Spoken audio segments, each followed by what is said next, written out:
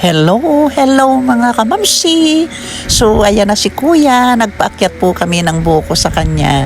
Marami po silang buko dito po sa tabi ng kanilang beach resorts. So ayan na, antay natin, merong tali para ibaba yung buko.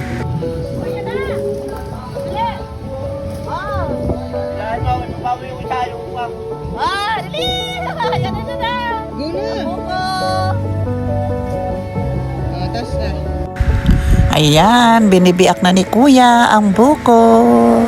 Yes, ready to drink na sa aking buko, mga kamamsi. Mga kamamsi, ito na yung aking buko. So, inom tayo ng sabaw. Ang tamis.